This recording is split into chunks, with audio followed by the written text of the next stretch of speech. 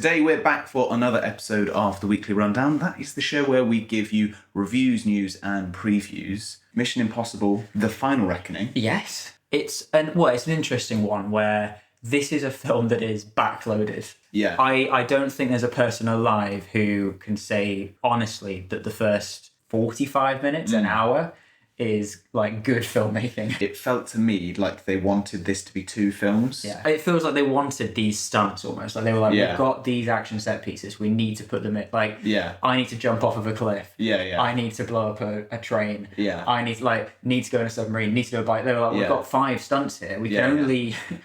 So this is a strange film in the pacing of it. Tom Cruise literally before the film comes out is like, this is a movie, guys. We're in a cinema. He seems, I would say, quite awkward in those things where he has to talk to... I saw another one where he stood on top of like the Millennium Dome or something.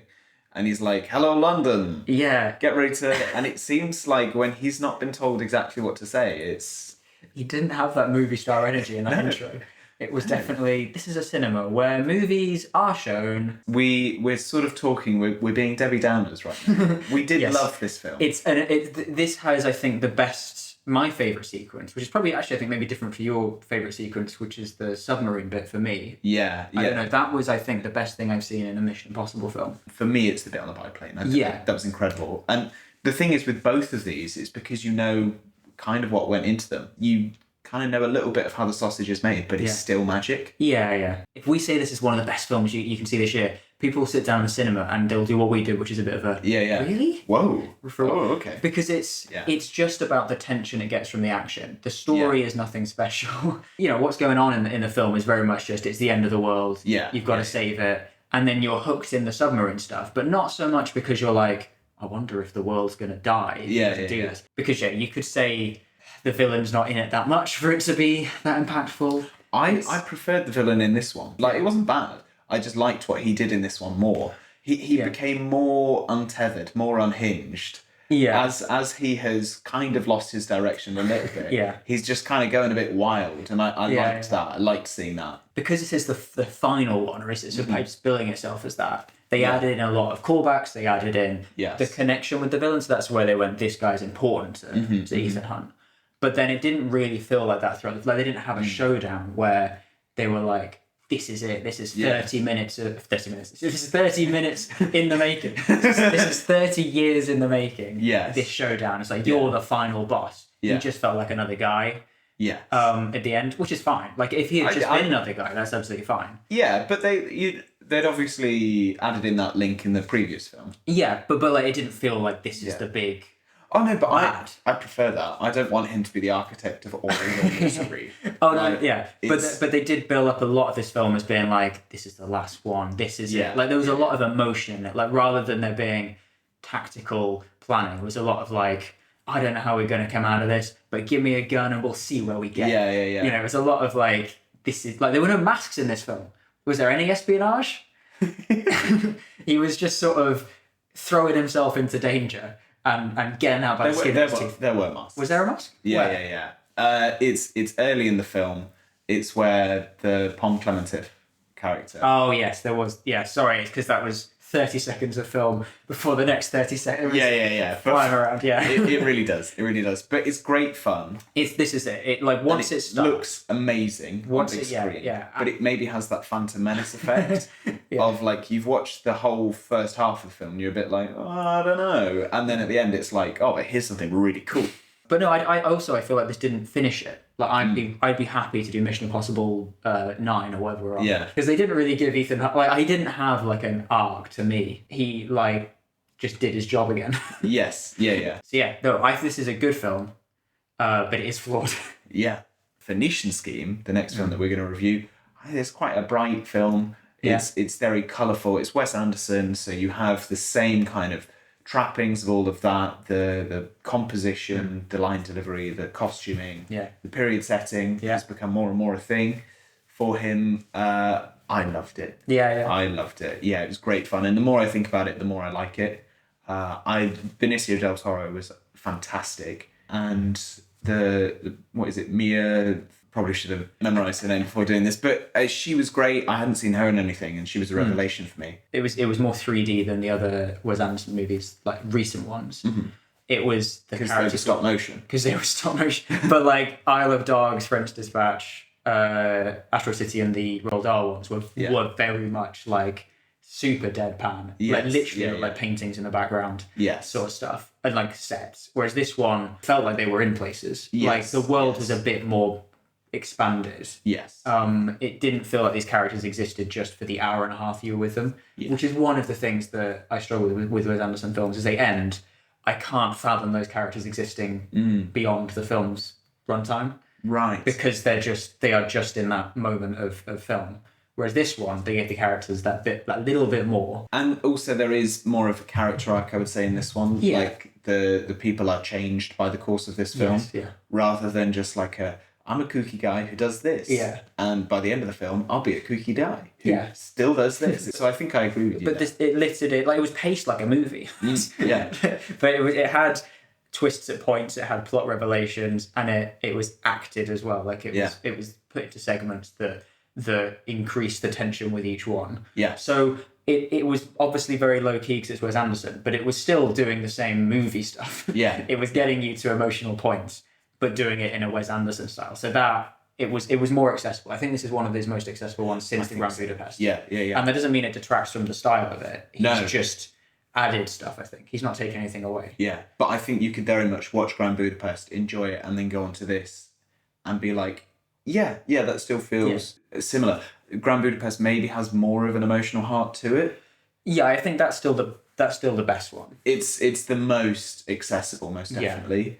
And it is the best, so it is. But this, for me, them mentioned in the same breath, doesn't feel wrong. Avengers has been delayed. Marvel has pushed Doomsday and Secret Wars to December 2026 and December 2027, respectively. So they've shifted around their release schedule of a bunch of things. There was a February release date, which I think was probably going to be Blade. I think that's been missed entirely. Yeah. Spider-Man Brand New Day, which is coming out, is now going to be before both of these films. So I think what has happened is they kind of wanted it to be a multiverse, maybe set in the void. I think now it's going to be, they kind of didn't get their timing right on that, and it's going to be a far more street-level, grounded Spider-Man story that we'll see, which is great. That's kind of what fans are more excited for. Disney used to put stuff out at Christmas. They did have Star Wars films at Christmas. Yeah. And the thing as well, as far as like the box office and all this sort of stuff goes,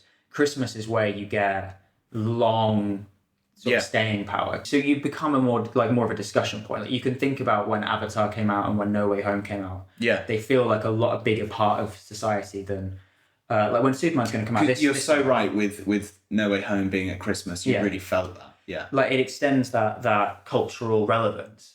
So I'm fine with that. I'm happy for a good big Christmas release. Cannes Film Festival. Yeah. The Palme d'Or went to Jafar Panahi. Introducing special guest John Travolta. Yeah. Del Dizzy. It was just an accident, was the film. And it is the 6th consecutive win for Neon. Yes. Which is interesting. They keep buying anything. They go to Cannes and then they buy anything that has any Palme d'Or buzz. Yeah. Because they bought like 7 films this year. Right. From Cannes. But this is good. He's Iranian, I believe. And this was like made without the consent of Iran. So. Right. It was funded by like maybe Luxembourg or somewhere. It was like it was someone like that. Arrest for propaganda against the regime in 2010. Yeah. It's a very interesting one. And it will elevate their profile and it will get people talking, which is great. Baz Luhrmann has been tipped to direct a Joan of Arc film. Right, yeah. Which is great. Like that's, when we were saying about you have like this kind of sentence that you're like, yes. Yeah. I really liked Elvis. Yeah. When I finally saw it, you loved it. I loved it at the time. It's all right. Baz Luhrmann is one who's similar to Wes Anderson or Tim Burton. Yeah. That you have this very distinct style. You know what to expect. Yeah. So I'm excited to see that. Yeah. Will be a lot of French people for you though. It will be a lot of French people. I'm up for that if it's through the lens of Baz. But it's been described as the ultimate teenage girl coming of age story set in the 100 Years' War. It'd be strange if it was set not in the 100 Years' War. It would be strange. Kieran Culkin has joined the Hunger Games, Sunrise on the Reaping. There's been a few cast announcements. There's Elle Fanning is Effie. Jesse Plemons is Philip Seymour Hoffman. Right. Again, if only he had a son who acted. We were excited for Hunger Games, Ballad of whatever. Songbirds and Snakes. And it surprised pleasantly. Yeah. I don't think this is going to be the best film we see whatever year it comes out, but it'll be a good one. Yeah, no, I'm excited for it in the same way that, with a lot of these films, I'm going in and thinking, like, this is not going to rock my world, but I'm going to have fun. Yeah. Well, I've got some top tier news for you. Go on. Right, prestige. Yeah. Michael Bay. Yes. Good start, of course. Yes, he's making a Roblox movie. No, he is, but he's also making a Skibidi Toilet movie. The Skibidi Toilet movie, yeah. Entered production. Yeah. I'll be honest with you, I'm not excited for it. Skibidi Toilet by Michael Bay. No. You know when you go a sentence where you go, yes, yes, yes, no. Sentence where I go, no. That's the John Byrne film thing of like, no. Other films that we're seeing. Well, we've got Karate Kid. Yes. Legend. I'm seeing that pushed a lot more. I'm seeing bus ads. Yeah. Every other YouTube ad. Yeah, I can try and get myself excited for it, but I'll be honest with you, I'm just not feeling it. There's too much homework to do for it, I think. I watched season 1 of Cobra Kai, and it was perfectly all right. Mm-hmm. And everyone had said, it's incredible, it's amazing, it's one of the best TV shows, and it was just all right. But also Jackie Chan is going to be in this. Yeah. From his kind of other Karate Kid movie with Jaden Smith. Yeah. So it's a bit of like you're going into it thinking that you almost have to watch all of that stuff. I just don't have the enthusiasm for it. Yeah. Well, there we are. I think that's everything that we have to cover. We'll be back with another episode of the Weekly Rundown pretty soon. But the best way to catch everything that we're doing on the channel is to first like this video so that you get recommended our next one, but also just to subscribe to the channel so that you make sure that you don't miss a single thing that we do. Well, thank you for watching. We have been the Movie Marathon Men, and until next time, goodbye.